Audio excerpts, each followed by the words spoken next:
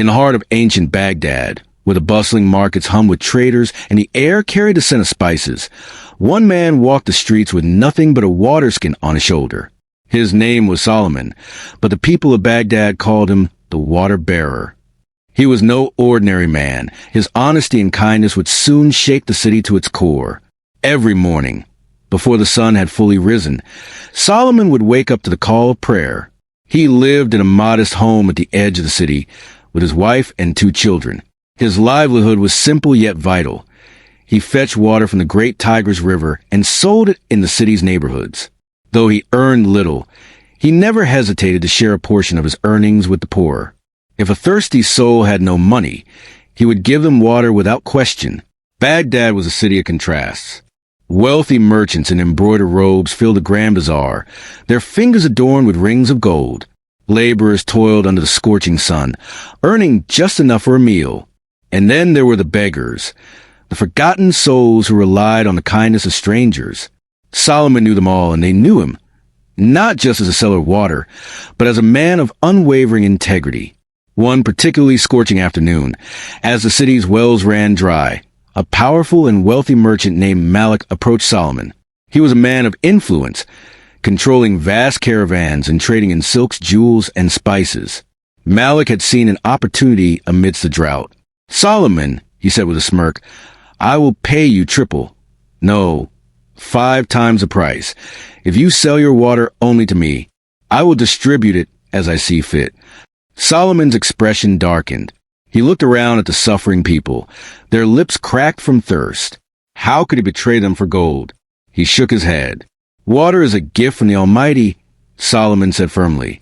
"I sell it to make my living, but I will not deny it to those in need for the sake of gold. The poor have as much right to it as the rich." Malik's face twisted in anger. "Do you even understand what you're refusing? I could make you a rich man." Or he leaned in, his voice like a serpent's hiss. "I could destroy your trade entirely." But Solomon only smiled calmly. "Wealth does not come from man, but from God. If he takes away my livelihood, he will provide another." Malik, furious at being denied, stormed away. But word of Solomon's honesty spread like wildfire. A city in crisis. Days turned into weeks, and the drought worsened. The city's reserves dwindled, and water became more precious than gold. Many hoarded what little they had. The rich bought their survival, while the poor suffered. Yet, Solomon never wavered. Every day, he carried his heavy waterskin through the city, offering water to those who needed it most. He himself went hungry at times, but he would not let another go thirsty. One night, as he returned home exhausted, he found an old, frail man waiting at his door. The stranger's eyes shone with an otherworldly light. His voice was soft, yet powerful. "My son, I have wandered for days without water. Will you share what little you have?" Without hesitation, Solomon removed his waterskin. "Drink, old man. Take as much as you need." The stranger drank deeply, then looked at Solomon with a knowing smile. "You have given without expecting reward. Remember, the hand of the generous is never empty." And with that, he disappeared into the night. The next morning, shocking news spread through Baghdad. Malik, the powerful merchant, had fallen gravely ill. Despite his immense wealth, no physician could cure him. The very water he had sought to control now slipped through his fingers like sand. In contrast, Solomon's story had reached the ears of the caliph himself. Summoning Solomon to his grand palace, the caliph addressed him with admiration. "Baghdad needs men like you.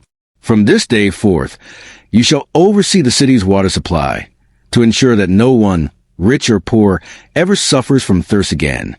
It was an honor beyond his dreams, but Solomon remained unchanged.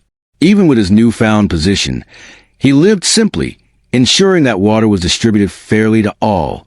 His children followed in his footsteps, and his name became a legend. Years passed, but Solomon's legacy endured. The people of Baghdad would always remember the humble water-bearer who proved that true wealth lies not in gold, but in kindness, integrity, and selflessness. And so, the story of Solomon, the water-bearer of Baghdad, was passed down through generations, a reminder that in a world agreed A single act of honesty can change everything. Years passed, but Solomon's legacy endured. The people of Baghdad would always remember the humble water bearer, who proved that true wealth lies not in gold, but in kindness, integrity, and selflessness. And so, the story of Solomon, the water bearer of Baghdad, was passed down through generations, a reminder that in a world agreed, a single act of honesty can change everything.